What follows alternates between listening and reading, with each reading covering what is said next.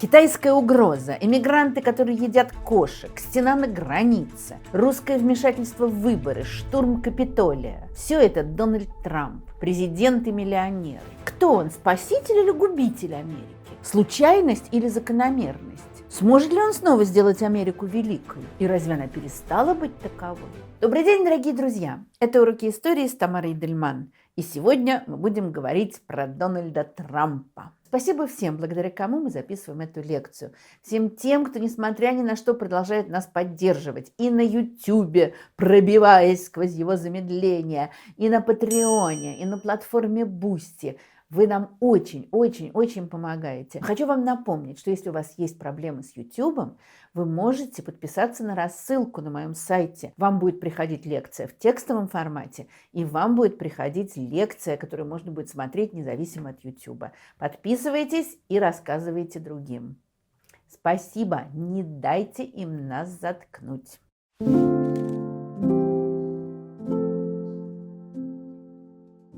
В конце января весь мир с ужасом ждал, заблокирует ли администрация президента Трампа TikTok. Модные инфлюенсеры, кумиры молодежи уже прощались со своей аудиторией. Но тут TikTok помиловали. Боюсь, что на время. Людям из России можно не рассказывать о том, что значит запрет сервиса. Сегодня в России запрещены Facebook, YouTube, Patreon, Booking и многие другие. Считается, что всего около 30 сервисов или запрещены, или покинули страну. Что делать? Ну, конечно же, пользоваться VPN. VPN должен быть надежным. Амнезия VPN отличается прежде всего своей стабильностью. Он не ломается, не падает. Он дает доступ ко всем заблокированным сервисам. С его помощью можно смотреть YouTube в очень хорошем качестве. В премиум подписке у Amnesia VPN доступно 7 локаций, и можно очень легко переходить с одной на другую с помощью просто клика. Достаточно один раз подключиться, и вы уже с безлимитным трафиком и с прекрасной скоростью. Приложение Amnesia VPN доступно на всех платформах, в том числе Android TV. Пользователям доступна круглосуточная техподдержка, которая сможет решить любые ваши вопросы, если они у вас возникнут. Amnesia разработала свой собственный протокол защиты от блокировок, поэтому стабильное соединение гарантировано. А по промокоду Эйдельман вы можете получить 25% скидки на любой тариф. Промокод действует до 8 марта. И еще можно подарить Amnesia VPN кому-то из родных и близких. Надо только поставить галочку в нужном месте и написать несколько слов поздравления. Спасибо Amnesia VPN за то, что дает возможность пользоваться любыми сервисами. И за поддержку уроков истории с Тамарой Дельман.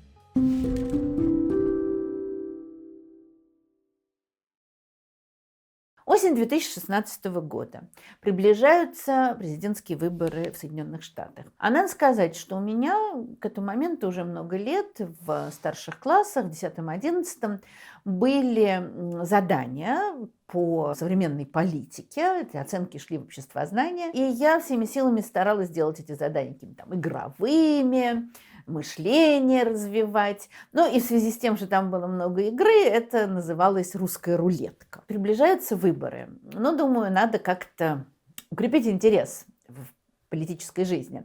И говорю, давайте действительно вот в рулетку сыграем. Делайте ваши ставки. Напишите, пожалуйста, как вы думаете, кто победит на выборах и какое количество голосов получит. Кто будет ближе всех к реальности, получит 5. И что происходит? В классе 25 человек было, из них 24 написали, что победит Хиллари Клинтон. Разные проценты указали. Один молодой человек, который явно просто хотел выпендриться и показать, что он не такой, как все, написал, что победит Дональд Трамп. Получил 5. Ничего не поделаешь. Но вот эта история, в общем, мне кажется, что она не только с моими учениками произошла. Мы помним это такое потрясение, потому что большая часть экспертов была убеждена, что победит Хиллари. Опросы это показывали. А дальше сразу начинаются какие-то вещи, от которых не знаешь, истерически хохотать или плакать, там, хвататься за голову. И, в общем, это действительно реакция очень многих, включая там, политологов, экспертов, на то, что происходит. Осень 2016 года. Трамп побеждает. В Америке, как мы знаем, довольно сложная и запутанная система выборов. То есть сначала люди приходят на избирательные участки и голосуют. Затем в каждом штате существует определенное количество выборщиков. Причем эти выборщики, их количество зависит от количества представителей этого штата в обеих палатах Конгресса. То есть 2 сенатора плюс количество в палате представителей. Таким образом, значит, в разных штатах оно разное. И вот эти выборщики должны голосовать. Их решение как бы окончательное. Но что значит их решение?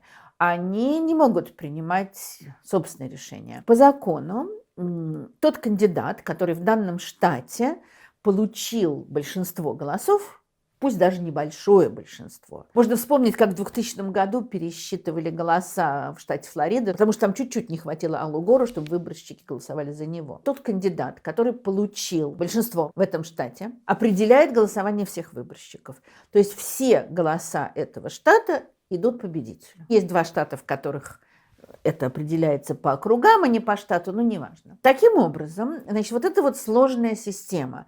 То есть есть всеобщее голосование, popular vote, а есть голосование выборщиков. С Трампом уже сразу начались интересные штуки.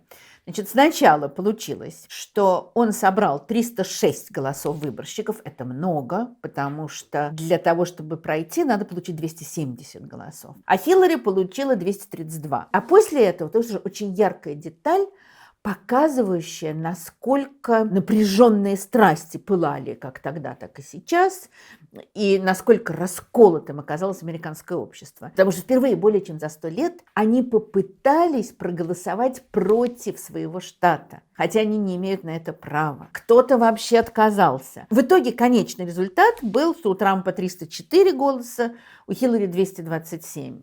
Все равно Трамп, безусловно, победил. В этот момент, конечно, было полное такое потрясение, но можно было списать вот на эту устаревшую систему, потому что Трамп был одним из 5 президентов за всю историю Соединенных Штатов, которые победили только за счет выборщиков, не получив большинства всеобщего голосования. По количеству людей, которые голосовали, Трамп собрал на 2 900 000 голосов меньше, чем Хиллари. Вот, понятно, такой странный кандидат, и просто из-за странной системы он победил. Но при этом все-таки у него было большинство в 30 штатах. Среди них было несколько штатов, так называемых колеблющихся, swing states. То есть в Америке есть штаты явно традиционно демократические, где всегда побеждает демократическая партия, ну или там много лет уже, и явно республиканские. А есть такие, которые колеблются. Вот Трамп в 2016 году получил несколько колеблющихся. Мичиган, Пенсильвания, Висконсин. Но не все. Прошло совсем немного времени, там что-то меньше месяца после его инаугурации, и он уже заявил, что он выдвигает себя на 2-й срок. Хотя так не принято делать. То есть за 4 года он уже начал готовиться. Уже вскоре митинги в его поддержку проходили. То есть ощущение такое, что он не мог успокоиться. А вот я 1 раз стал, и я сейчас еще буду. За эти 4 года обстановка в стране накалилась, не говоря уж про ковид. Вот это вот разделение тех, кто за Трампа и против Трампа, оно стало еще острее. Очень многие действия президента вызывали отторжение у кого-то, а у кого-то восторг. И, в общем, обстановка накалялась. В результате весной 2020 года, очевидно, Трамп почувствовал, что что-то пахнет жареным, потому что популярность его была довольно высока до начала ковида. И здесь, в общем, трудно его обвинить. Практически все правительства с началом пандемии сильно зашатались. Но он весной 2020-го стал говорить: я уже знаю, что выборы будут подделаны. То есть он как бы соломку подстилал, чувствуя, что что-то не то. Идут выборы, наверное, многие помнят, какое было огромное объединение антитрамповских сил, как очень многие люди, которые не ходили голосовать, пошли, какие ролики записывали там голливудские актеры, призывая всех голосовать. Ну, было понятно. И не могли говорить просто приходите, голосуйте против Трампа, они говорили приходите, голосуйте.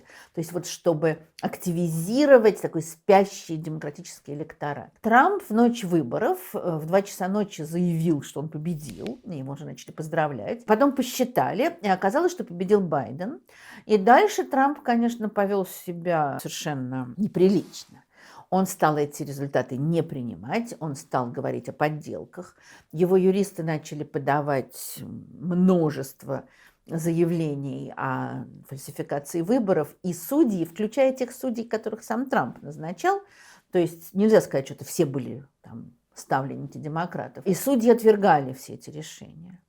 То есть вот никак у него не получалось доказать, что выборы сфальсифицированы. 6 января 2021 года происходят вот эти вот дикие совершенно, конечно, для Соединенных Штатов события со штурмом Капитолия. И вопрос о роли Трампа в этих событиях очень интересен и продолжает обсуждаться. И историки, конечно, всем этим будут еще много заниматься. Вот я разговаривала с одной очень приятной мне женщиной, живущей в Америке, которая говорила, ну вот вы прочитайте речь Трампа, он не призывал никого штурмовать Капитолий.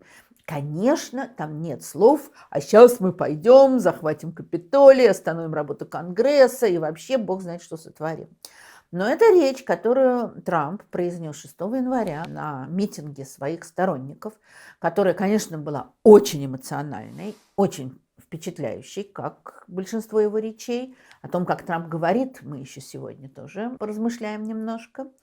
Он произносит речь, которая полна разных таких формулировочек на грани фола. Он очень эмоционально говорит, он, конечно, всех благодарит за поддержку, своих помощников благодарит. Дальше он обращается к людям и к журналистам, их, естественно, там очень много. Говорит, вы знаете, что нас здесь огромное количество, какие-то дикие цифры там называют, а журналисты не показывают всю толпу. И он несколько раз, обращаясь к журналистам, говорит, поверните свои камеры, поверните свои камеры. Это любимая вещь, что журналисты там врут, хотя и сам Дональд, конечно, рыльце-то в пушку. Ну ладно, мы не проиграли, а он любит все повторять в своих речах. Это продуманный такой метод. Мы не проиграли, мы не проиграли, мы не проиграли.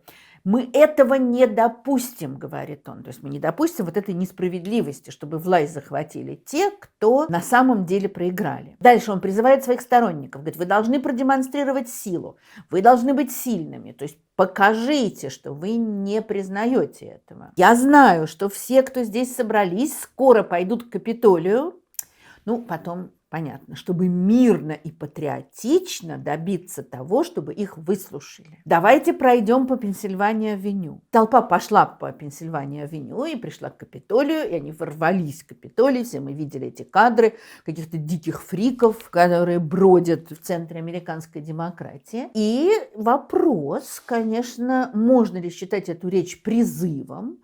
Действительно, прямо слов «пошли, захватим» тут нет. А говорится про мирно и патриотично. Но я представляю себе, как в этой накаленной обстановке, вот эта эмоциональная речь, мы не допустим, мы пойдем, мы продемонстрируем, как она всех подзадорила. И не случайно одно из многочисленных дел, начатых против Трампа, было связано со штурмом Капитолия. Теперь, после его новой победы, конечно, все эти дела или уже свернуты, или сворачиваются. Он не пришел на инаугурацию Байдена. Казалось, что, все понятно. Это, кстати, судьба очень многих популистов. Популизм – движение, которое дает невыполнимые обещания. Политики-популисты обычно очень сильно апеллируют к эмоциям. А эмоции, они бурно загораются и также быстро могут потухнуть. Поэтому судьба очень многих популистов в разных странах, когда сначала все на них молятся, а потом раз. Можно вспомнить Александра Федоровича Керенского, как летом 1917 года все буквально только что на колени перед ним не падают, видя в нем спасителя России, а осенью он вообще уже забыт. И казалось, что с Трампом будет то же самое. Все, 4 года побаловался, вызвал кучу споров, противоречий, проиграл И дальше все пойдет как пошло. Но мы знаем, что дальше все пошло не так, как предполагалось. Можно очень много списать на старость Джо Байдена, на то, что он долго не хотел уступать место, на то, что выбрали, конечно, совершенно неподходящую Камалу Харрис. И для многих людей выбор оказался из двух неприемлемых кандидатур. Это все, конечно, сыграло свою роль. Но с другой стороны, когда прошли выборы в 2024 году, то вот тут стало ясно, что Дональд Трамп при всей его эксцентричности, на мой взгляд, просто безумие или полубезумие, при каких-то диких совершенно его качествах, он не просто вот такой странный человек, который временно победил, а что Трамп – это выражение, может быть, крайнее выражение, может быть, даже, можно сказать, карикатурное, но, может быть, и нет. Это крайне радикальное выражение неких очень важных явлений. Потому что, в отличие от выборов 2016 года, в 2024 году Трамп просто смел Камалу. Он победил с огромным преимуществом. Он получил 312 голосов. Он получил всенародное голосование. Это значит, что за него голосовало больше людей, намного больше людей, чем те, кто голосовали в 2016 году. Напоминаю, что в 2016 году у него по народному голосованию было на 2 миллиона 900 тысяч меньше, чем у Хиллари. Теперь он победил по всенародному голосованию. Мало того, за него проголосовали все колеблющиеся штаты. То есть вот те, кто раньше колебались, все сдвинулись в сторону Трампа. Мало того, самые разные группы, от которых этого вообще никто не ожидал. Самый был шок, что очень много голосов Трампу принесли мужчины-латиноамериканцы. Очевидно, у них такая мачистская идеология сильна, и этим им нравится Трамп.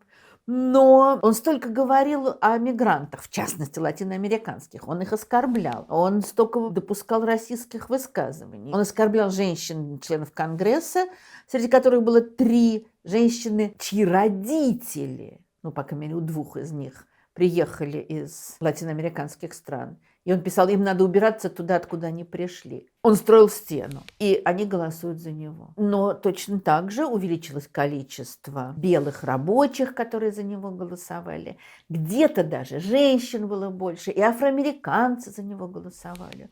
То есть это просто вообще такое демократическое голосование. Самые разные слои населения его поддерживают. Разные политологи составляли списки тех групп, которые голосуют за Трампа. И они оказываются совершенно так теоретически необъединяемыми, потому что это могут быть бедные белые люди и латиноамериканцы, ну, выходцы из Латинской Америки, и какая-то часть афроамериканцев, и люди с высоким уровнем дохода. То есть совершенно никакой нет такой гомогенности. Наверное, это говорит о том, что эта коалиция, эта поддержка Трампа может легко рухнуть. А с другой стороны, это говорит о том, что он что-то очень важное делает, что они все признают за свое. Еще в 2016 году, по данным опросов, за Трампа проголосовало 67% белых американцев без высшего образования против 28% за Клинтон. Ну, понятно, значит, вот такие необразованные бедняки, вот его питательная почва. Основная масса избирателей этой категории проживают в сельской местности, в небольших городах. В небольших городах за Трампа 62%, за Хиллари 34%. В больших городах 59% за Хиллари. Но и при этом есть совершенно другие данные. Вот один из социологов пишет, электорат Трампа – это далеко не только отверженные глобализацией бедные белые люди. Во время первичных выборов 2016 года медиана доходов, ну, средний доход, да, избирателей Трампа составлял $72 тысячи, а у Клинтон 61 тысячу. То есть за него, получается, голосовали люди со средним доходом более высоким. В штатах Коннектикут, Флорида, Иллинойс, Нью-Йорк, Техас доходы избирателей Трампа в годовом исчислении превышали средневзвешенные по стране на $20 тысяч. Один из распространенных мотивов выбора у испаноязычных избирателей, у афроамериканцев – Трамп другой, таких деятелей прежде не было в политике. Но на их веку таких действительно не было. И, естественно, возникает невероятно интересный для историка вопрос. А как такое возможно? Вот человек, который ведет себя, ну, мягко говоря, странно, который нарушает принципы, казавшиеся незыблемыми в американской политике. То есть вещи, как нам рассказывали фильмы, сериалы, научные исследования, статьи и так далее. Есть вещи, которые американский политик не может делать. Вот он попадается на аморалке, и все закрыто. Трамп, мало того, что он там разведен несколько раз, несколько жен. Перед 16-м годом была запись обнародована того, что он там ужасно говорит о женщинах. Да и не надо для этого никаких записей. Он, конечно, не скрывает вот этого своего мачизма, своего презрения к женщинам. Все равно голосуют. Расист, позор, голосуют. И много-много всего другого. И ведет себя непонятно. Каким образом бедные люди голосуют за миллиардера? Он что, выражает их интересы? Получается, что все как-то вот не так просто. И поэтому невероятно интересно понять, попробовать понять. Не претендую на то, что я тут на все вопросы отвечу. И ясно, что уже множество книг написано, исследований о Трампе, и будет еще очень-очень много. И мы еще посмотрим, что принесут ближайшие 4 года. Но невероятно интересно, с одной стороны, попробовать хотя бы разобраться в его личности, но в то же время поставить эту личность в контекст современной американской жизни и американских традиций. Потому что вот теперь уже, после его второй победы, никак нельзя говорить, что он, первый раз, недостатки избирательной системы, так получилось, ой-ой-ой, скоро все вернется на круги своя. Вернулся Трамп. Значит, надо как-то вообще заглянуть в эту ситуацию поглубже. Начнем непосредственно с его биографии. Трамп, как он сам подчеркивал, что он никогда не бедствовал, всегда был очень богат. Он родился в 1946 году. Тоже интересная вещь, что он так упрекал Байдена в дряхлости, но он сам, прям скажем, не молодой человек. Он, конечно, выглядит бодрее Байдена, но, в общем-то, ясно, что как-то уже в это время обычно на покой уходит, а он не собирается. В 1885 году его дед Фридрих Трамп, который стал Фредериком, естественно, Фридриком в Америке, эмигрировал из Баварии. Как и полагалось, бедным эмигрантам он всячески рыл землю носом, пытался заработать. Он во время золотой лихорадки отправлялся на Клондайк, там какими-то достаточно темными делишками. Во всяком случае, у него был ресторан, у него вроде бы как был бордель. То есть попытался всеми силами что-то заработать. Одновременно он уже начал немножечко торговать недвижимостью, что и составит богатство семьи Трампа. Отец Дональда, Фредерик Трамп, уже имел стартовую площадку, подготовленную отцом. Он сосредоточился на торговле недвижимостью. Он уже стал миллионером. И, соответственно, сам Дональд Трамп и его братья и сестры родились в привилегированной обстановке. И так и выросли. Он в разнообразных школах учился. При этом у него были проблемы с поведением, что, увы, достаточно часто бывает у детей богатых людей. И что легко себе представить, глядя на президента сегодня. Он там менял школы. Очень интересно, что есть такие сведения, что он пригрозил в 2015 году всем этим учебным заведениям, где он учился, от школ до колледжей, что если они обнародуют его оценки, то он будет их судить. То есть, судя по всему, там ему есть что скрывать. Но, отец отправляет его в Нью-Йоркскую военную академию. 5 лет он учился в военной академии. Есть версия, вполне, наверное, резонная, о том, что его жесткость и грубость во многом была определена вот этим самым военным воспитанием. С другой стороны, далеко не все военные ведут себя так же, как Дональд Трамп. То есть, наверное, вот эта вот военная суровость упала уже на какую-то подготовленную почву. Среди многочисленных заявлений мы знаем, что Трамп много чего говорит, и это часто противоречит сказанному раньше. Он утверждает, что он никогда не пил алкоголя, никогда не курил, никогда не пробовал наркотики. Это человек, которому, скажем, в 1968 году было 22 года. И мне очень трудно это себе представить, но он, во всяком случае, создает такой образ. Хотя, с другой стороны, я могу понять, что у него были свои стимуляторы и свои наркотики. Это, конечно, деньги и власть, но для него они мало различимы. Поэтому, может быть, так оно и есть. Дональд Трамп написал 19 книг в своей жизни, но обычно подчеркивается, что, естественно, это писали за него ghostwriters. Ну, так обычно и бывает, конечно. Но ясно, что Трамп с его любовью все контролировать проверял внимательно, что пишут. И вот в 2004 году вышла книга «Как стать богатым». И он пишет в ней: «Деньги сами по себе не конечная цель, но иногда они являются наиболее эффективным средством реализации ваших мечтаний. Если у вас есть грандиозная мечта, и вы ищете пути претворения ее в жизнь, то эта книга для вас». И думаю, что у него, конечно, была грандиозная мечта, и это хорошо видно вот даже в грандиозности построек. В Чикаго там туристы любят, значит, на кораблике кататься, и кораблик проходит прямо рядом с огромной Трамп Тауэр, уходящей куда-то в небеса, и понимаешь, какое эго у этого человека и как он всегда хотел проявить себя. И он работает в фирме отца. Позже отец уже, когда состарится, сделает его президентом. У них множество бизнесов, они зарабатывают очень много денег, хотя при этом несколько раз он банкротил разные свои бизнесы. И это тоже вызывает вопросы, потому что вроде как где-то он документов не предоставил. Ну, то есть он так творчески, скажем так, подходит к ведению дел и не боится вот на такие странные идти шаги. Он писал, что до банкротства это очень легко, я это много раз делал, ничего страшного. И Трамп был очень хорошо известен Америке задолго до того, как в 2015 году он заявил, что хочет баллотироваться в президенты. Он был и есть один из богатейших людей в Америке. С его бизнесом было связано множество скандалов самых разных.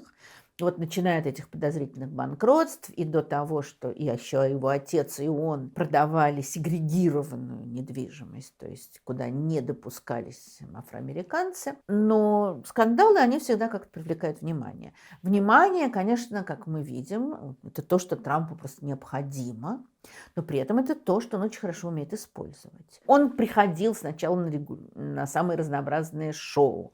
У него была программа на радио, которая оказалась не очень популярной. Он приходил на телевизор, много раз выступал. Он снимался в разных самых фильмах и сериалах. Это обычно были камео, то есть такая вставочка, где он играет самого себя. Наверное, все помнят фильм «Один дома два», где герой Маколея Калкина оказывается в Нью-Йорке, он приходит в отель, это как раз отель, принадлежащий Трампу, и там такой молодой, симпатичный, совершенно еще такой с каштановыми волосами Дональд Трамп ласково говорит с мальчиком, помогает ему. Такое вот появление. То есть он был еще знакомым лицом. И, конечно, главное знакомство Америки с ним происходило с 2004 по 2015 год, когда он вел шоу, которое называлось The Apprentice. Вообще Apprentice – это, конечно, ученик, но это переводится как кандидат.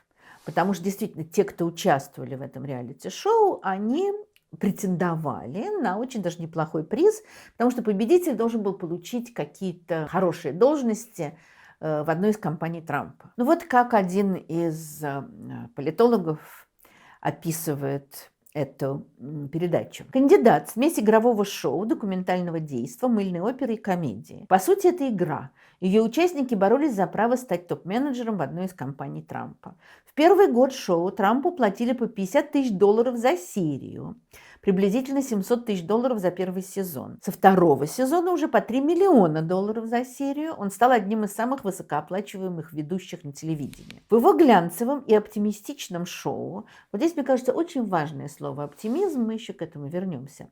Каждый эпизод начинался со шлягера «For the Love of Money» группы OJs с припевом «Money, money, money, money» и упоминанием «Almighty Dollar», всемогущий доллар. А само шоу начиналось с титров и ослепительного вида Манхэттена с вкрапленными логотипами Трамп на фоне несущихся облаков. И там действительно лица разных людей появляются. Вот сейчас он всех их облагодетельствует. Или кого-то из них скорее. Имена участников скользили в неоновом освещении, а голос Трампа говорил: «Я боролся и победил. Вышел в большую лигу, я шевелил мозгами, использовал свое умение вести переговоры». Ну, и он обещал научить этому участников. И, как полагается, в реалити-шоу идет соревнование. И Трамп, конечно, это, кстати, он перенесет во многом в Белый дом, но это не его особенность. А многих политиков, да, им нравится, когда соперничают люди, их окружающие. И вот там идет соревнование, а Трамп решал, кто выходит из игры. Крайне важными в телешоу были сцены в зале заседания, когда Трамп решал судьбы участников, кого оставить, а кого уволить.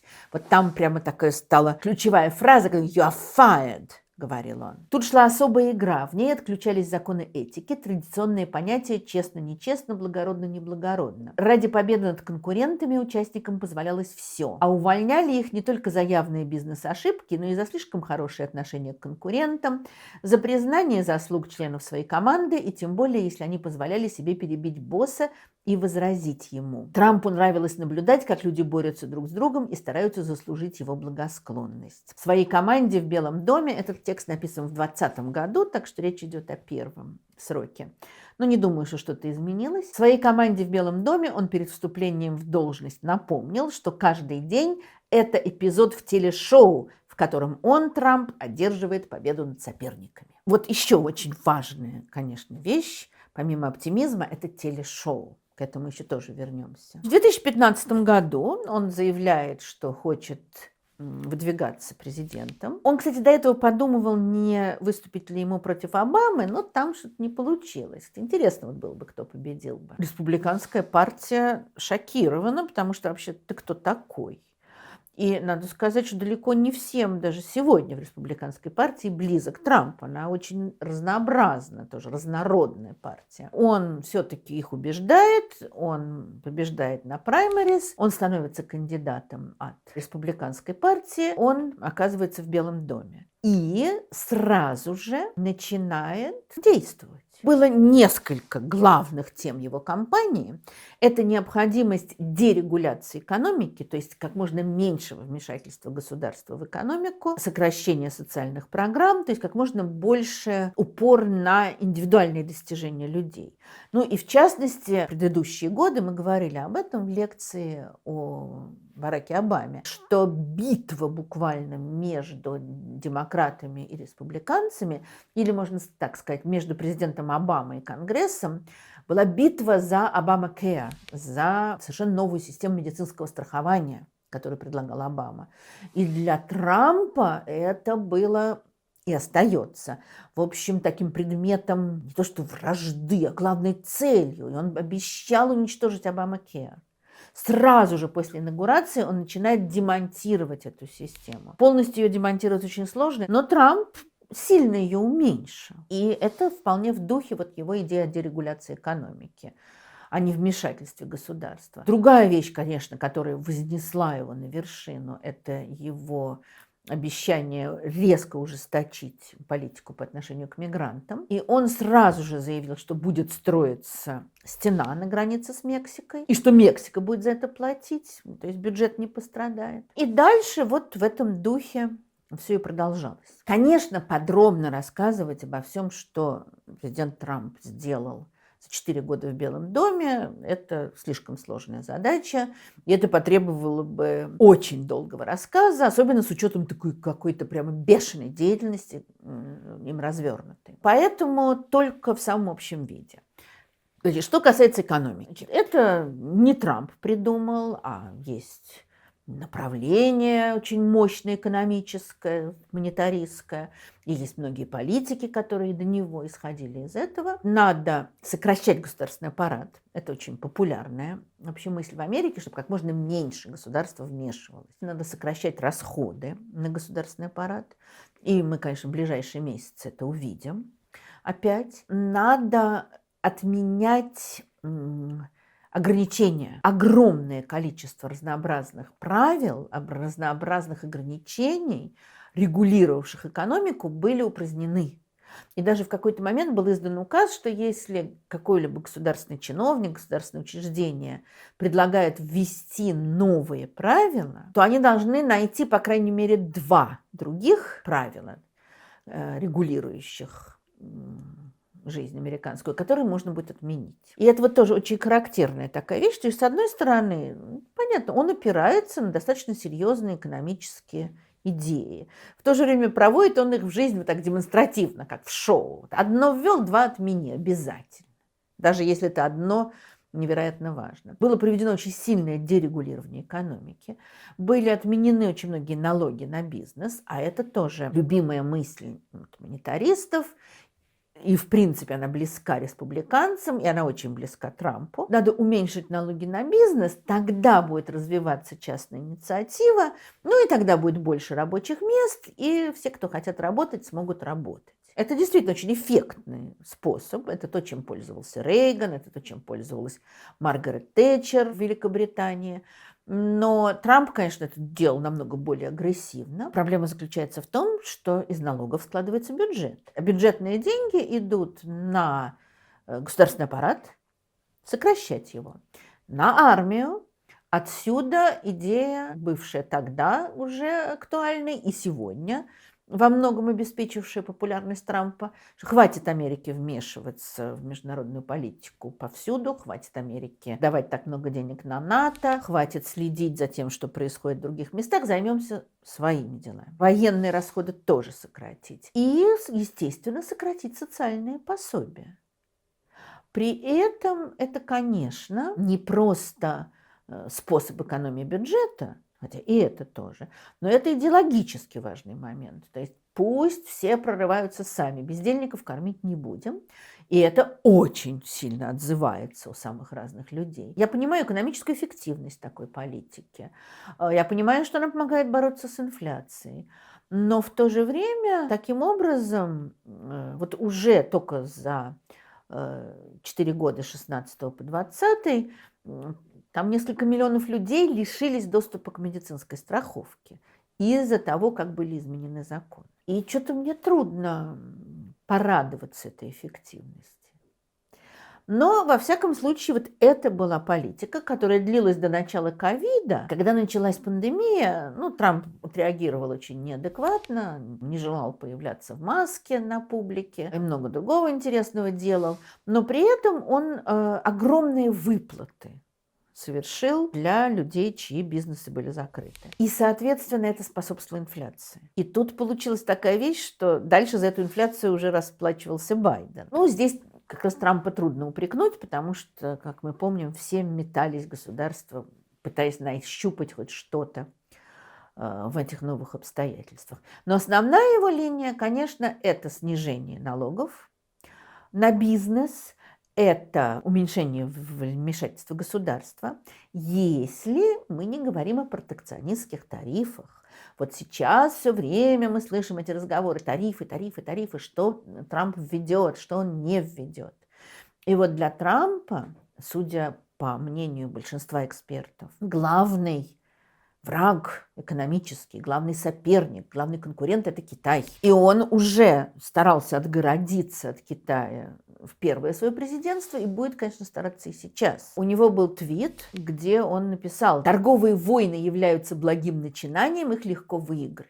И это, конечно, вопрос. И то, как будет складываться дальше его политика по отношению к Китаю, повлияет на жизнь всего мира, безусловно. В эти дни, когда я готовилась к нашей лекции сегодняшней, я смотрела интервью, которое Юрию Дудю дал китаист Александр Габуев. И они снимали это интервью в Америке, и вот они стоят на Манхэттене рядом с огромным зданием Банка Китая. И очень убедительно Александр Габуев, он очень серьезный ученый, он сотрудник Карнеги-центра, и он говорит о том, насколько связаны теснейшим образом китайская и американская экономики, как они зависят друг от друга. В то же время они и конкурируют. И поэтому вот этот вопрос, насколько далеко Трамп пойдет в конкуренции с Китаем, и мы все слыхали о том, что Трамп большой друг с Владимиром Владимировичем Путиным. Но между Китаем и Россией для экономики Америки важнее Китай.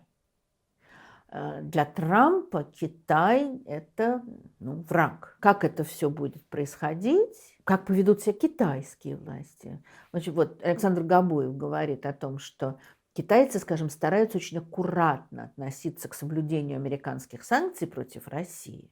Они пытаются, естественно, их обходить, хотели бы, но они что не хотели бы слишком ссориться. Вот как будет дальше? Это мы еще поживем, увидим.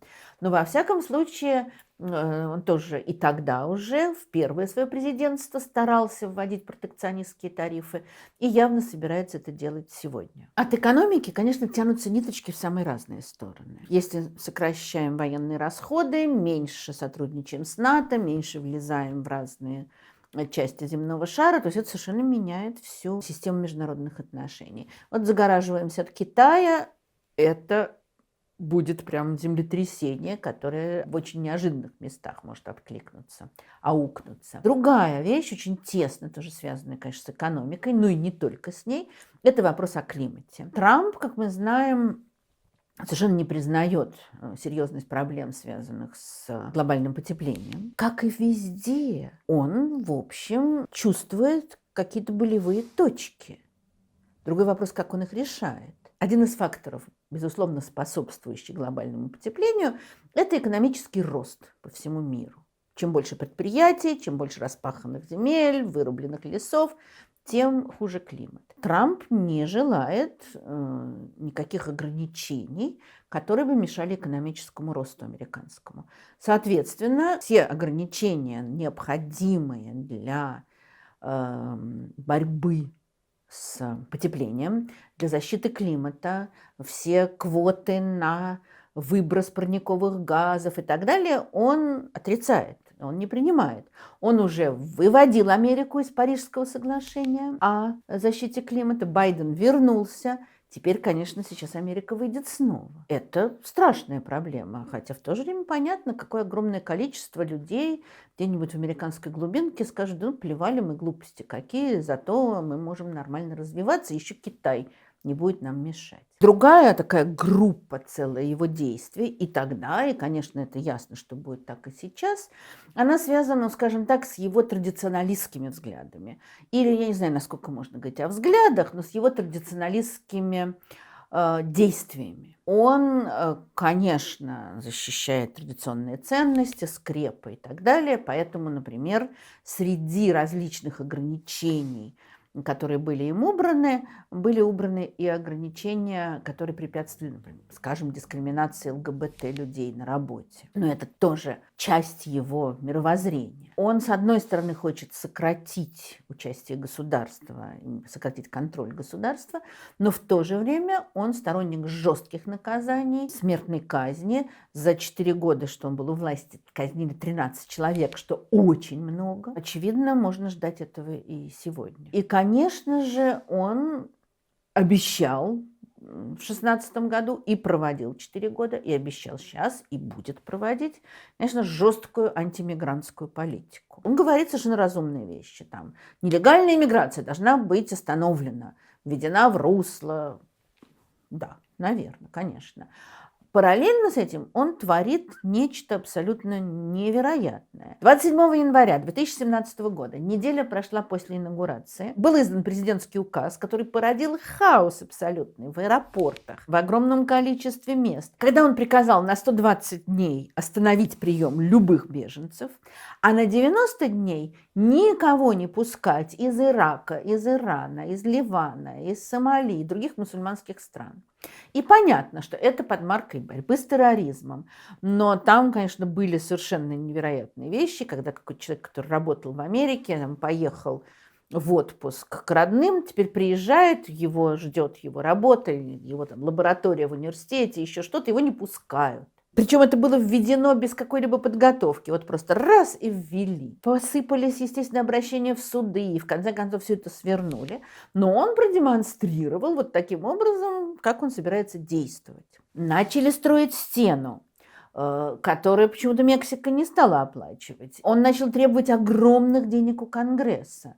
Когда Конгресс этого не хотел утвердить, то произошел шатдаун. Когда на 35 дней остановилось финансирование работы Конгресса, вообще жизнь остановилась практически, все управление. Было постоянное такое напряжение. 1000 километров, как он обещал, конечно, не построили, но какой-то кусок стены построен был. И думаю, что продолжится это. В принципе, был усилен контроль на границах и ужесточено законодательство о мигрантах. Это, конечно, тоже ясно, что у большого количества людей вызвало радость. При этом вот это, такое антимигрантские и антитеррористические высказывания, за ними у меня ощущение, что стоит просто такое антиисламское настроение. Знаю я многих израильтян, которым симпатичен Трамп, в частности потому, что он признал Иерусалим столицей Израиля, перевел туда посольство, вот какой он молодец. Но у меня все время ощущение, что это не потому, что он так за Израиль переживает, а потому что ему очень нужно было мусульманским странам показать, где раки зимуют. И с другой стороны, он ощущает какую-то такую свою близость, я думаю, к Нетаньяху, духовную, скажем так. Точно так же там борьба с терроризмом – это очень правильное, очень хорошее дело. И вот генерал Сулеймани, иранский, очень непростой товарищ, много всего числилось за ним по части организации террористической деятельности. Он приехал в Ирак с визитом, и там американский дрон его убил. С одной стороны, мы меньше будем вмешиваться, но если нам надо, то мы вмешаемся, и вмешаемся вот тем способом, который нам нужен. И надо сказать, что вот эти свои принципы такого жесткого ведения бизнеса, или же, опять же, жесткого ведения телешоу, он перенес в Белый дом, что признают, в общем, и его сторонники, и его противники, потому что за время его первого президентства на 34%, то есть больше, чем на треть, изменился состав его администрации и аппарата. Огромное количество людей он увольнял, кто-то уходил сам, потому что этого не выдерживал, кого-то он переводил. На какие-то назначения очень сильно влияла и дочь, и его зять. Очень сомнительный товарищ, сомнительной репутацией. То есть там вот такие вот были перемены. И, конечно, главное, что требуется от сотрудников, это подчинение и следование требованиям босса. Скажем, там профессиональная квалификация, профессиональные качества уже на втором месте. Уже в первое президентство было довольно много скандалов, из которых, наверное, один из самых громких – это вопрос о том, какова была роль российских хакеров в избирательной кампании 2016 года. И были найдены огромные материалы, обнародованы о том, как прокремлевские хакеры и блогеры компрометировали Хиллари, какие-то ложные сведения забрасывали, и как, наоборот, они поддерживали Трампа. Еще очень долго, конечно, будут с этим разбираться, когда-нибудь будут открыты архивы, мы узнаем подробности, но пока что бывший глава ФБР Роберт Мюллер проводил расследование и составил отчет по своему расследованию. Трамп сразу же сказал, что расследование полностью его обеляет, хотя есть совсем другие мнения об этом же докладе. И вопрос очень сильно остается, какова была роль России и насколько она вмешивалась. И к концу президентства Трампа, первого президентства Трампа, настолько пылали страсти, что было сделано 2 попытки импичмента. В 2019 году Нэнси Пелоси, спикер Конгресса, запустила процедуру импичмента в связи с тем, что выплыли сведения о действиях Трампа в Украине, его переговоры с Владимиром Зеленским, когда он пытался заставить Зеленского, грубо говоря, шантажируя его и объясняя, что мы сейчас сократим помощь, найти компромат на семейство Байденов, которые вели бизнес в Украине. В общем, было понятно демократам, что Конгресс не проведет этот импичмент. Вся процедура, все эти разбирательства имели больше такой демонстративный характер, особенно с учетом того, что приближались новые выборы. А вторая попытка импичмента вообще была начата в тот момент, когда Трамп уже проиграл выборы. Но вот в последние недели его пребывания у власти, то есть в самом начале 2021 года, была попытка импичмента за штурм Капитолия. И, конечно, все это делалось в торопях, и, опять же, это нужно было просто демонстративно и политически, но при этом интересно, что 10 республиканских конгрессменов голосовали за импичмент, что вообще-то неординарная тоже ситуация. Люди обычно не голосуют за импичмент президента, представляющего твою партию. И это лишний раз показывает, как силен раскол и как обострены все противоречия. Опять все тот же вопрос, как все это понять. Все то, о чем я сейчас очень коротко, очень быстро рассказала, можно оценивать совершенно по-разному. И оценивается это по-разному. Кто-то говорит о том, что замечательная, мудрая политика Трампа. Кто-то говорит о том, что она разрушительна для Америки. Тут можно найти доводы в пользу того и другого. Думаю, что очень многие соглашаются на том, что в любом случае, вот как не оценивать эту политику, она проводится довольно хаотично. Он прыгает с одного на другое. Он сегодня говорит одно, потом другое. Он очень часто оглашает такие очень сомнительные сведения. Он очень авторитарен в своих действиях. И что еще такое пугающее, что вот в этом укреплении своей власти он не просто там, а вот сейчас будет так, а он последовательно наступал на разнообразные институты, вот на ту самую систему сдержек и противовесов, которая была создана еще в XVIII веке отцами-основателями. Он очень сильно давил на Federal Reserve, то есть на главный орган управления финансами, ну такой, значит, Центробанк, да, условно говоря, требуя, чтобы те действовали по его указке. Хотя Federal Reserve один из самых независимых институтов в системе государственной. И там, скажем, процентная ставка, все то, что касается курса, это обычно руководители этого учреждения все эти вопросы решали сами. Трамп прям вот лез туда изо всех сил. Так же, как он очень сильно хотел подчинить себе ФБР. Опять же, достаточно независимую структуру. Ну, тут можно сказать, это хорошо, ее надо контролировать. Да, вопрос как.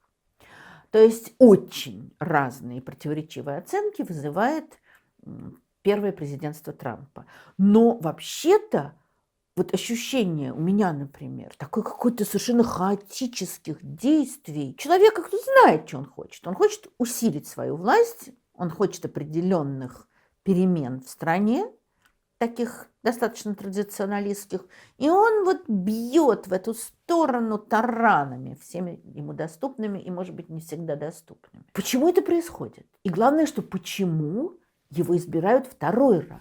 И еще больше народу за него голосует. И молодые за него голосуют. Это значит, у него, Трампа уже третий раз избирать не будут, но вот у подобных политиков есть перспектива. Что происходит? И на это можно посмотреть очень по-разному. То есть, с одной стороны, в Соединенных Штатах, не только в них, но в Соединенных Штатах в частности, очень сильна вот эта вот популистская струя. Наверное, в Штатах она особенно сильна из-за того, что создана эта жесткая система двухпартийная, где вот борются две мощных огромных партии, два огромных партийных аппарата, довольно сильно коррумпированных. И желание вот выскочить из этой системы, желание найти кого-то, кто не будет порожден. Нет, не демократами, не республиканцами. Оно видно было в истории Америки уже несколько раз. В конце XIX века было очень мощное движение фермеров. Они хотели дешевых денег, они хотели тоже протекционистских тарифов, и они пытались выдвинуть своего кандидата, но так, ничего у них не получилось. В лекции о Рузвельте мы когда-то говорили о таком очень харизматичном губернаторе Луизианы, которого звали Хьюи Лонг, и он вообще большую опасность представлял для Рузвельта. И непонятно, как бы все дальше сложилось, если бы Лонга не убили при непонятных обстоятельствах. Но он, те годы, что он был у власти, он был невероятно популярен в Луизиане. Он проводил социальную политику продуманную. Он, кстати, очень себя пиарил. И если Дональд Трамп там использует Твиттер и другие социальные сети, то Лонг использовал радио. Но главная его популярность заключалась даже не только в том, что он какие-то пособия раздавал и так далее. В этом они, в общем, близки были с Рузвельтом. Но он, с одной стороны, тоже такой традиционный, крепкий мужик, расист, естественно, в Луизиане. Огромное количество афроамериканцев, значит, чтобы слушались, как прежде. Но главное, чем он привлек, это тем, что он объяснял, что мы вот с этими там в Вашингтоне, которые сидят, мы разберемся. и вообще с богачами. Он создал движение, которое называлось Share Our Wealth, то есть разделим наше богатство. И он хотел, чтобы бедняков вообще от каких-либо налогов освободить, а богачи, чтобы огромные налоги платили. Очень был популярен. Еще много можно привести таких примеров. Человек, который, пожалуй, больше всего добился пока что, ну, если не считать Трампа, это был тоже миллионер. Понятно, потому что политика – дело не дешевое, которого звали Росс Перро. Дважды, в 1992 и 1996 годах, он пытался выдвигаться кандидатом президентским. Причем самый интересный 92 год, потому что он пытался, ну, как мы бы сказали, независимым кандидатом. Вот он не хотел быть ни от республиканцев, ни от демократов. Он, кстати, самый был такой разумный из всех этих популистов. Но главное, вот тоже, на чем он всех привлек, мы разберемся с вашингтонским истеблишментом. Они все разворовали, они про нас не думают, а вот мы будем думать. И это сразу огромную его популярность дало. Эти попытки борьбы с истеблишментом, которые с 19 века идут, в конце 20-го, в 21 веке, они, в общем, популярны по всему миру. Причем они могут быть с правыми взглядами, с левыми взглядами.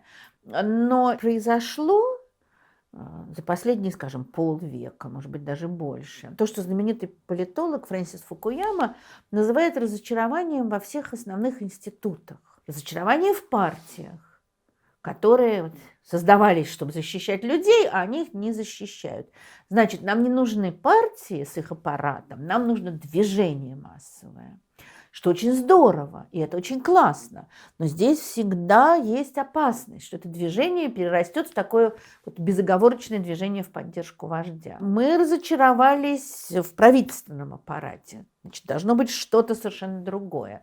Мы разочаровались в церкви, разочаровались в судах. Вот во всем. Давайте это чем-то заменять.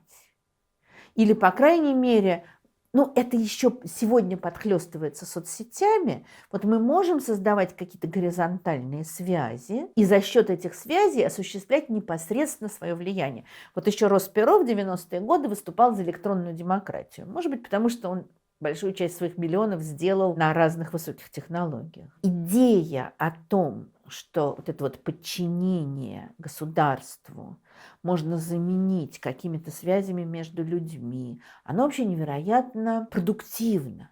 И есть масса примеров таких объединений, общественных движений, благотворительных действий, не знаю, там, Убера, политических движений, которые, особенно сегодня вот с помощью соцсетей, объединяются и как бы противостоят вот этому жесткому государственному аппарату. И очень может быть, что с такими объединениями будущее. Одновременно с этим есть вот эти горизонтальные связи, которые, ну, они, скажем, берут на себя какие-то функции, невыполняемые государством. Они соседствуют с государством и там что-то делают. Вот это очень часто благотворительность. Есть подобные объединения, которые явно находятся в противостоянии с властью. Вот Америка последних десятилетий знала много таких объединений и слева, и справа. Occupy Wall Street – абсолютно народное движение. Люди организовываются не по указке сверху, а потом в результате связей в соцсетях. В общем, они выступают против крупного капитала, против истеблишмента и так далее. При том, что какой-то там разработанной, продуманной программы у них нет, это скорее действие против. А с другой стороны, есть то, что называется партией чаепития, крайне правые организации, созданные людьми, которые были в ужасе от того, что пришел чернокожий президент Обама, и еще с такими либеральными взглядами, и вот крайние консерваторы объединились в эти достаточно агрессивные организации, которые даже далеко не все республиканцы готовы с ними объединяться, и очень сильно повлияли на общественную обстановку, на противостояние реформам Обамы. То есть вот люди с самыми разными взглядами ищут каких-то возможностей действовать вне государственного аппарата. И когда появляется такой яркий, самобытный человек, как Трамп, пусть он внутри партии действует, но вот эти слова, которые очень многие говорили при соцопросах, что да, а он не такой, как все. Расист, Ну да, зато не такой, как все. Про женщин ужасно говорит, он не похож на других. Мало того, тоже опросы показывают, что есть люди, которые знают, как часто Трамп в своих соцсетях искажает факты. А все равно он крутой. Но если бы дело было просто вот такой яркий Трамп, появился, всех повел за собой, вот тогда бы это все быстро лопнул пузырь. А он не лопается. Ясно, что Трамп действительно чем-то важен такому большому количеству разных людей. Образованных, необразованных, совсем бедных и не очень бедных, белых и цветных. Что-то такое происходит. И уже после 2016 года огромное количество разных историков, философов, политологов решало эту загадку и еще будет решать. И пока что, вот как я вижу, ответы даются похожие в общем.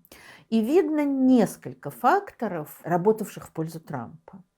Помимо вот какой-то такой верхнего уровня, там старость Байдена, непопулярность Камалы и так далее, есть куда более глубокие. С одной стороны, вот то, о чем сейчас уже шла речь, вот это вот разочарование в аппарате, разочарование в истеблишменте в целом, в общепринятых институтах и поиски кого-то, кто будет вне этой системы. Это одна вещь. Америка в какой-то мере оказалась жертвой собственного очень быстрого развития. Соединенные Штаты уже давным-давно перешли с уровня индустриального общества в постиндустриальное. Постиндустриальное общество, то, где большая часть национального продукта создается не в промышленности, а в сфере услуг. Причем услуги это же не только там, рестораны или парикмахерские, но это страховые компании, это банки, это передача информации, естественно, высокие технологии, соцсети. То, что не связано непосредственно, ну, там, грубо говоря, с производством машин. General Motors. И если раньше, там, что хорошо для General Motors, то хорошо для Америки, теперь вопрос, для какой Америки? Соединенные Штаты вышли на какую-то новую ступень развития. Есть такое понятие, ну, немножечко смешно звучит, на самом деле, это очень серьезная вещь, которая называется деиндустриализация. Это то, что последние десятилетия проходило в Америке. То есть значение непосредственно промышленности становилось все меньше, а куда больше было значение других отраслей. А эти другие отрасли в основном связаны с процессом глобализации, с огромными международными связями экономики. И это главная вообще такая вот столбовая дорога прогресса. В результате возникают там международные корпорации. Какая-нибудь фирма компьютерная в Нью-Йорке может использовать программистов, работающих в Индии. И это будет выгоднее, удобнее, лучше. И такой фирме совершенно не нужны какие-нибудь там сотрудники автомобильного завода, живущие в Детройте. И вот отсюда пошел разрыв. Ну, не только отсюда, конечно, еще можно много сюда добавить. Но факт тот, что сегодня виден, и вот после выборов он стал виден особенно ярко, это огромный разрыв между большими городами, Нью-Йорком, Чикаго, Лос-Анджелесом, ну и так далее, между такими урбанизированными территориями и провинцией. Причем в провинции даже могут быть большие города, как вот тот же Детройт, могут быть какие-то маленькие городки, где какая-то жизнь совсем не веселая. Грубо говоря, те фирмы, особенно фирмочки, которые не связаны с этими грандиозными международными процессами, они страдают. Тоже интересная такая парадоксальная вещь. Уровень жизни белых рабочих в среднем, скажем, может быть выше, чем уровень многих афроамериканцев. Но их субъективная оценка намного хуже. Потому что среди них очень много людей, которые раньше были в среднем классе. А теперь они беднеют, их там фирмочка какая-то или там магазинчик обанкротился, он должен работать по найму, он с трудом содержит свою семью. Он ощущает это свое социальное падение более болезненно, чем оно на самом деле является. Но все познается в сравнении, опять же, все субъективно. То есть до этого он жил намного лучше, а теперь стал жить немножко хуже. Но у него ощущение, что все ужасно. Конечно, никто не умирает с голода в Америке. Но вот очень большие слои и это подтверждают там социальные опросы, очень много, как бы чувствуют себя, как будто они умирают с голода. И вот в этих провинциальных городах очень стал высокий уровень алкоголизма и самоубийств. Вот все эти социальные болезни и самоубийства, они во многом вызваны тем, что люди не находят своего места. А если ты не находишь своего места, ты ищешь тех, кто виноват. И тут много кого можно найти. И далеко не всегда это те, кто реально виноваты. То есть, с одной стороны, понятно, если есть какой-то городок с преимущественно белым населением, где застой, где никаких перспектив и так далее, и они знают или там видят по телевизору еще где-то, как бурлит жизнь в Нью-Йорке, то очень хорошо понятно, что вот там-то вот эти вот богатеи, выпускники Гарварда или Еля, вот они-то и наживаются.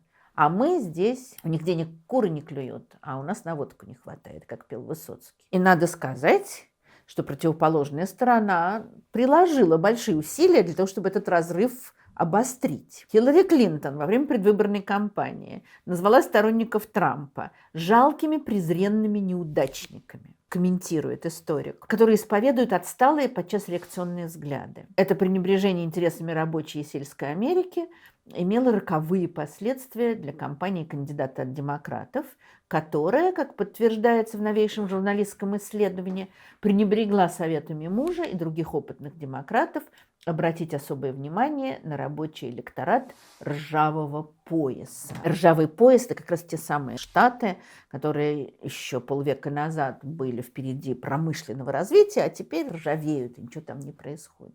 А Хиллари, конечно, делала упор на большие города, на университетских выпускников, на работающих женщин. До какого-то момента это работало, а потом перестало. И так, значит, с одной стороны, виноваты вот эти вот там в городах, слишком умные. Вот это, конечно, есть. Чем больше неравенства, а неравенство растет. Еще раз, в Америке не умирают от голода. Но вот низы общества видят, что они все дальше и дальше от тех, кто наверху. Естественно, это вызывает раздражение. В своем прощальном обращении к американцам Барак Обама сказал: неравенство разъедает демократическую идею. И это, конечно, так. Но дело не только в неравенстве. Тот же самый Фрэнсис Фукуяма, которого я уже цитировала, в одной из своих книг сформулировал очень важную, как мне представляется, мысль о том, что за последние десятилетия, и, конечно, это было задолго до Трампа, сменилась основная линия социального раздела, раскола. То есть раньше, ну там где-нибудь в 60-е годы, главное разделение шло между теми, кто имел доступ к социальным благам, и теми, кто их не имел. Или там к материальным благам. Ну, то есть между бедными и богатыми, грубо говоря. И они были разными людьми. Ну так, в очень примитивном виде. Левые, или демократическая партия, те, кто защищают бедных. За них голосуют бедные, и за них голосуют те, может быть, более зажиточные, кто переживает за экономическое состояние. Республиканская партия защищает интересы бизнеса, богатых людей. Вот за них другие голосуют. Понятно, что можно найти миллион исключений, но было примерно так. Вот Фукуяма пишет, что теперь образовались новые линии, которые разделяют людей по идентичностям. То есть люди одного цвета кожи ощущают свою близость, и она часто оказывается более важной, чем близость богатых против близости бедных. Люди, принадлежащие к одной религии, ощущают свою близость, и там бедные, богатые христиане чувствуют себя ближе друг к другу, чем бедные христиане к бедным мусульманам. И вот эти новые проблемы, связанные с разными идентичностями, которые еще, кстати, обострены из-за того, что жизнь меняется, что какие-то международные организации в нее вмешиваются, международная торговля. От этого очень острое желание определить, а кто я такой обычно определяется за счет отторжения от других. Я не такой, я не чернокожий, я не белый, я не мусульманин, я не еврей, я не христианин, я кто-то другой. Что, опять же, способствует обострению отношений и повышенной напряженности. На этом фоне, то есть люди, скажем, которые и так испытывают проблемы экономические и им кажется, что эти проблемы ужасающие, потому что они лишились прежнего статуса. И они ищут тех, кто виноват. Вот виноваты там богатенькие выпускники университетов. А еще виноваты те, кто не такие, как мы. Очень тоже такая интересная вещь, которую показывают социологические опросы, что страх перед мигрантами, вообще такая мигрантофобия, сильнее в каких-нибудь мелких городках или даже сельской местности, где практически одно только белое население. А вот там они боятся. А в больших городах, где уже прижились, там разные общины существуют, там, конечно, есть конфликты и много всего, но там это привычней. А вот эти сидят, вот кто во всем виноват. И когда приходит там Хиллари, которая начинает говорить, что мы все создадим мир, ну какие-то такие вот общие слова. Приходит Трамп, говорит, да я их всех, этих террористов, разбомблю. О, вот мужик понимает, дело говорит. К сожалению, опять же, с горьким очень чувством, не могу сказать, что удовлетворение, совсем не удовлетворение, я вижу, что то, о чем я вот давно уже сама думала, что об этом пишут сегодня очень многие политологи. О том, как очень жесткое, радикальное поведение левых пугало тех, кто, может быть, и не был радикализирован, кто, ну, как-то находился в серединке. Вот я думаю все про эти колеблющиеся штаты, которые иногда голосуют так, иногда это, как они все метнулись к Трампу. Очень хорошо видно, к сожалению, я это говорю с очень горьким чувством, как человек, ну, наверное, скорее симпатизирующий левым, хотя я не могу себя определить там ни как левую, ни как правую. За последние десятилетия были прекрасные идеи, которые превращались в мощные кампании, и эти кампании заходили так далеко, что, конечно, всех пугали. Права женщин, права сексуальных меньшинств, борьба с сексуальным харассментом, все замечательные вещи. Начинается кампания MeToo, вообще хорошая и правильная кампания, когда женщины рассказывают о тех, кто на них покушался, кто их принуждал к сексуальным отношениям. Харви Вайнштейн, он же Харви Вайнстайн, сел за свои сексуальные аппетиты, и хорошо, и пускай сидит. Дальше выясняется, что людей, чьи преступления совершенно не доказаны, выкидывают вообще из общественной жизни. Но для меня такой ярчайший пример Кевин Спейси, который, очевидно, не самый приятный человек, но при этом ни одно обвинение против него не доказано, что не помешало этого выдающегося актера отовсюду выкинуть, там, значит, переснять фильм, в котором он уже начал в тот момент сниматься, и так далее и тому подобное. И, конечно, это пугает людей. Мало что меня так отторгает и вызывает у меня такое омерзение, как расизм во всех его проявлениях. Когда начинается движение Black Lives Matter, и оно перехлестывает уже все. И начинаются эти скидывания памятников. И начинаются какие-то безумные обвинения, когда кто-то когда-то что-то не то сказал. То понятно тоже, что огромное количество людей пугается. Точно так же, как вот эта вот волна антисемитизма, захлестнувшая Америку под маркой борьбы за права жителей Газы. Ясно, что она пугает еврейскую диаспору. Я суперзащитник всех, кто борется за климат. Но вот меня как учителя просто совершенно возмущает, когда девочка, мало чего понимающая, какими-то взрослыми людьми, оказывается, из Швеции привезена в ООН, при этом, что она почему-то считает, что она будет бороться с порчей климата тем, что не будет ходить в школу. Я все ей мысленно говорила: Грета, ты лучше пойди в школу, выучись поскорее, становись экологом и разрабатывай программы. Нет, лучше не будем ходить в школу. И когда она кричит этим дядечкам: How dare you? Значит, как вы смеете? Что это вы такое делаете?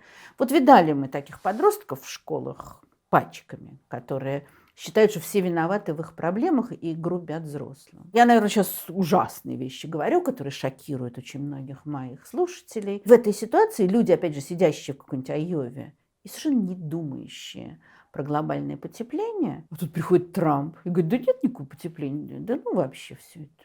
Конечно, они этому радуются. Вот я тут тоже недавно смотрела интервью Стивена Фрая, человека, опять же, который говорит о том, что он человек скорее левых взглядов. И у него там была очень страшная фраза. Он говорил, наверное, в основном о Великобритании, но, наверное, это не только к ней относится. Он сказал: мне кажется, что сейчас left want to be just more than to be effective. То есть они хотят, ну, наверное, оказаться правыми, да, оказаться справедливыми, больше, чем быть эффективными.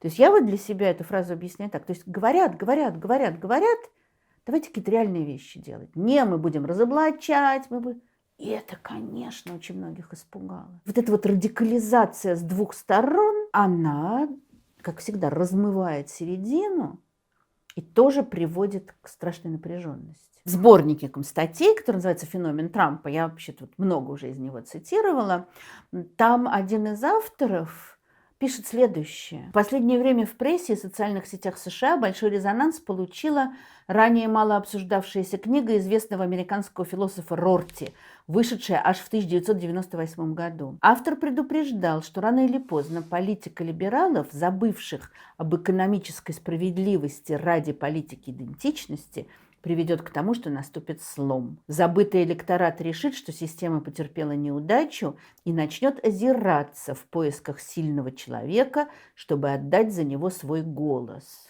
Это удивительно, да, что в 1998 году написано. Того, кто их заверит, что если он будет избран, самодовольные бюрократы, ненадежные адвокаты, слишком хорошо оплачиваемые торговцы акциями и профессора-модернисты не будут править бал. Вполне вероятно, что завоевания за последние 40 лет черных и коричневых американцев и гомосексуалистов будут уничтожены. Шутливое презрение к женщинам снова войдет в моду. Слова «нигер» и «жид» станут снова слышны на рабочих местах. Написал человек в 1998 году. Ну, значит, 40 лет еще не прошло, а мы видим с ужасом, что многие из его предсказания сбываются. Можно, конечно, очень много говорить об общей обстановке, которая породила Трампа. Но при этом сам Дональд Трамп, конечно, не пустышка, не марионетка. И он сам очень много сделал для того, чтобы себя привести к власти. И дело не только в том, сколько он там денег заработал и сколько у него было шоу. Он говорит вот те вещи, которые хотят слышать люди, чувствующие себя обделенными. А кроме того, он показывает себя, он не случайно шоумен, да? Он показывает себя как именно того человека, который будет всем нужен, который всех спасет. Это классический, конечно, ход любых пропагандистов, как и любых рекламщиков. И с пропагандой, и с рекламой Трамп знаком очень хорошо. Надо людей испугать. Они и так испуганы, а он их пугает еще. Вас разоряют, вас презирают, на вас наступают мигранты, леваки, вот эти. Кто вас спасет? Я, естественно. Почему? Потому что я make America great again. Да? Я смогу снова сделать Америку великой. Тут уже интересно. Эта фраза предполагает, что Америка больше не великая держава. Что, в общем, у меня, например, вызывает сомнения. Но это вот способ людей испугать. Мы потеряли все свое величие, вперед. Скорее нас защитите. Я уже говорила о том, что Трамп, конечно, полон оптимизма. В то время как его соперники все время сосредотачиваются на критике, на том, что это плохо, надо каяться за рабство, надо мужчинам переосмыслить себя еще. А он говорит, вообще все классно. И мы это очень хорошо знаем по российской истории. Когда приходит человек, который говорит, да вы лучше всех, вы самые хорошие, только вот вас зажимают, за ним идут миллионы. Так же, как и за Трампом. Все хорошо, а будет еще лучше, если вы выберете меня. Как говорилось в спектакле «День выборов», когда же это кончится? Проголосуйте за меня, и все кончится. При этом вот это его подчеркнутое несистемное поведение, его грубость, его импульсивность, даже то, как он сегодня сказал одно, завтра другое, это все тоже как бы делает его более близким. Он не похож на этих строгих, выдержанных политиков, адвокатов, профессоров. Он мужик, как мы. Хотя какой там? Он родился в миллионерской семье. Он тут умеет так себя поставить. Другая вещь, очень тесно связанная с этой, это то, как он использует социальные сети. С одной стороны, он, конечно, гениально понял их возможности, увидел, может быть, не самый первый, но в первых рядах он увидел то, что вот среди тех институтов, которые вызывают разочарование, традиционная пресса, вообще традиционные СМИ и разговоры о том, что все они куплены, все они кому-то принадлежат. А вот у нас есть социальные сети, и там каждый может высказаться. Ну и об этом уже много говорилось и писалось, о том, что Трамп может у себя в Твиттере написать все, что угодно. Потом его там, скажем, Нью-Йорк Таймс опровергнет, но это уже прочитали миллионы. А опровержение прочитали куда меньшее количество людей, а поверило еще меньше. Другая вещь очень важная. Увы, как мы с сожалением все видим, социальные сети, опять, они работают на наши эмоции. Меня невероятно угнетает количество злобы в соцсетях. То, как просто, сидя за экраном компьютера, написать другому «умри, подонок, негодяй, чтобы твои дети все подохли» и так далее и тому подобное. Такие вещи сказать в лицо человеку куда сложнее. А вот написать, ради бога. Все эти пылающие страсти в соцсетях, ужасающие. Это опять вот это вот движение к эмоциональности от рационализма. То, на чем всегда играл популизм. А теперь это сделать намного проще. И союз Дональда Трампа с Илоном Маском, мы еще посмотрим, к чему он приведет, потому что, конечно, два таких огромных эго вряд ли смогут долго сотрудничать.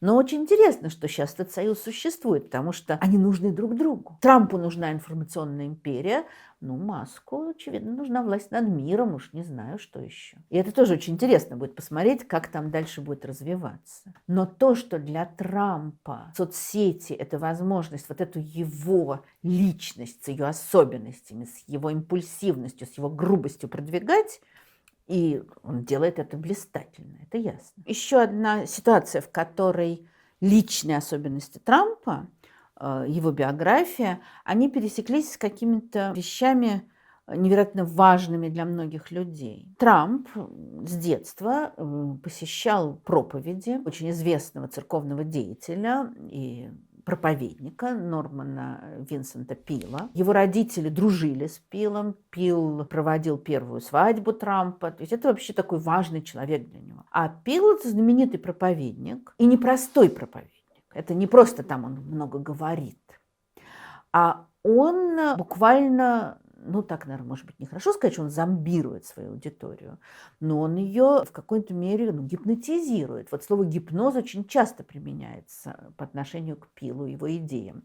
Он написал много книг. Он учит своих последователей убеждать себя в том, что они правы, что все будет хорошо. Это вот очень характерно для Трампа. Все будет хорошо, и никакие факты, которые противоречат моей уверенности в том, что надо делать это, я не воспринимаю. Один из историков пишет о Пиле. «Верь в себя, верь в свои способности». Так начинается книга Пила «Сила позитивного мышления». В ней предлагается никогда не признавать себя неудачником, избегать негативных мыслей о своих способностях, умалять любое препятствие. Эта энергия, пробивающая все на свете, она, конечно, была у Трампа, очевидно, изначально, но знакомство с идеями Пила явно ее ускорило. Пил разработал свое учение в сотрудничестве с психоаналитиками и был одним из учредителей религиозно-психиатрической клиники, позже преобразованной в Американский фонд религии и психиатрии, президентом которого он стал. Его учение вызывало возражения. По мнению видного американского психиатра Мёрфи, его концепция личности поверхностна. Пил запрещает своим последователям слышать и видеть зло. Для него человеческое страдание не существует, как и убийственная ярость, суицидальное отчаяние, жестокость, похоть, алчность. Все это для него несущественные психические процессы, исчезающие после переключения мысли в позитивное русло. Может быть, это концепция поверхностная, но вообще так неплохо. Да? Вот переключайся на позитивное и давай, а дальше убеждай себя, что все будет хорошо. Гарвардский ученый Мейер назвал книгу Пила «Библией американского автогипноза». Возможно, техника гипноза объясняет убежденность третьего электората в том, что Трамп не может ошибаться и навредить. Американский психолог Альберт Эллис пришел к выводу, что черно-белый взгляд Пила на жизнь и использование им гипнотических техник способны привести к серьезным психическим проблемам. Насчет проблем не знаю, но вот это вот самоубеждение и убеждение других, это, конечно, действует очень сильно. И это мы видим просто в речах Трампа бесконечно. Очень интересные исследования проведены лингвистами, и там, психолингвистами, которые пытались разобраться в выступлениях Трампа. Я уже говорила о его речи 6 января 2021 года, когда он сегодня повторял: вы сильны, мы этого не допустим, мы этого не допустим. Это один из его приемчиков, и он, конечно, восходит к Пилу, который тоже вот надо там со мной все в порядке, со мной все в порядке, я смогу все это сделать, я там выполню все задания. Это очень характерная техника такого самовнушения. Вот что пишут исследователи. Уже во времена предвыборной кампании 15-16 годов исследователи и наблюдатели обратили внимание на характерную черту выступлений Трампа, которая отличала его от других кандидатов. Она была определена как отсутствие связности. Необычным для политических речей был резкий, без связи и пояснений, переход от одной темы к другой. И это можно показать, как, он даже речь произнести не умеет. Но если мы вспомним о пресловутом там клиповом мышлении, о том, как сегодня тоже соцсети этому способствуют, то есть он говорит так, что его слушателям легко его слушать и усваивать то, что он говорит. Я не знаю, насколько он продумывает это, он там или его спичрайтер. Он, кстати, очень сильно своими речами занимается сам. Может быть, это идет интуитивно. У него практически нет того, что лингвисты называют дискурсивными маркерами. Там so, you know, anyway. То есть и так, поэтому, вы понимаете. То есть он не выстраивает вот такой длинные логические связки, когда ты ага, so, отсюда вывод, а он быстро говорит одно другое, перескакивает. Он избегает слов, выражающих политические идеи. Там политика, стратегия, правительство, президент. Он их заменяет другими, как бы более простыми словами. Очень интересно, что какие слова чаще всего у него встречаются. Ну, легко догадаться, что самое любимое у него слово – это «я». На 4-м месте слово «Трамп». А еще к числу наиболее частотных относятся said, сказал, they, они, Китай, Мексика, деньги, очень, мне, он, великий. Лингвисты отмечают, большинство из этих единиц односложные. Встречающиеся двусложные просты по смыслу и форме и доступны всем слоям избирателей. И там они смотрели на слова, используемые другими кандидатами, они куда более сложные. И тут очень легко сказать, ну понятно, сам быдло и на быдло рассчитывает. Вообще-то нам всем легче слушать, когда просто говорят. И это такой гениальный прием вот завораживания, лексический повтор. Вот это у него все время происходит. Мы одна нация. Их боль – это наша боль. Их мечты – это наши мечты. Их успех будет нашим успехом. Мой долг, так же как священный долг любого избранного представителя, защищать американцев, защищать их безопасность, их семьи, их общины, их право на американскую мечту. То есть вот он повторяет им слово «боль», слово «долг», слово «их». И это тоже имеет такой завораживающий эффект. При этом он говорит очень эмоционально. При этом он говорит очень короткими фразами. Я всегда выигрываю. Постучу по дереву. Я выигрываю. Вот что я делаю. Я побеждаю. Я выигрываю. I always win. Knock on wood. I win. It's what I do. I beat people, I win. То есть вот это прям превращается в какую-то такую мантру завораживающую. Одновременно с этим всячески неполиткорректные высказывания, о чем мы уже говорили. То, что раньше означало бы конец политической карьеры, теперь, это касается не одного Трампа, а очень многих политиков такого же типа. У него просто это ярче выражено. Теперь наоборот. Это поднимает человека, он не боится. Мало того, что Трамп говорит эмоционально, он практически не говорит по бумажке. Он производит впечатление. Он использует все возможности соцсетей, возможности теледебатов. Трудно сказать, что он продуманно использовал. Но вот когда во время предвыборной кампании на него было покушение, что тоже, кстати, говорит вот об уровне общей нервозности, безумия, чуть-чуть пуля его задела, но, конечно, все равно это было очень страшно. Фотограф Иван Вуччи сделал потрясающие, конечно, фотографии Трампа с кровью на лице, который так кулак поднял, он кричит «Fight, I will fight». И эти фотографии, они очень художественно сделаны. Я никаких симпатий к Трампу не испытываю. Но смотришь на эту фотографию, еще так снизу вверх камера смотрит, он такой могучий, величественный, энергичный, эти охранники рядом, а он все равно собирается сражаться. И ты начинаешь испытывать какое-то уважение к нему. И вот это только один маленький примерчик, потому что его речи, его твиты, его выступления, они, наверное, накладываются. Вот мы можем выстроить такую пирамиду. Есть какая-то общая склонность людей к популизму, соблазн большой популизма. Есть большое разочарование в современных институтах. Есть там страхи перед экономическим упадком, перед левыми, перед мигрантами. Вот на этом он играет. Поверх всего этого, конечно, его яркая личность, который обеспечивает ему победу. Я знаю, что сейчас очень многие люди самых разных взглядов связывают с ним какие-то надежды, что а вдруг у него действительно получится, а вдруг он действительно сможет закончить войну в Украине, а вдруг он сможет решить проблемы в Израиле, а вдруг он вообще вот всех облагодетельствует. Я буду счастлива, если что-то такое произойдет. Сомневаюсь, правда. Но вот эти надежды тоже характерны. Мы настолько уже загнаны в угол разными событиями, что готовы надеяться на кого угодно. Главное, вот для меня, как для историка, я вижу, что Трамп, он интересен сам по себе, и я, конечно, большим интересом буду следить за тем, как дальше он будет. Вот конкретно этот человек будет себя вести, как он будет управлять, что он будет делать.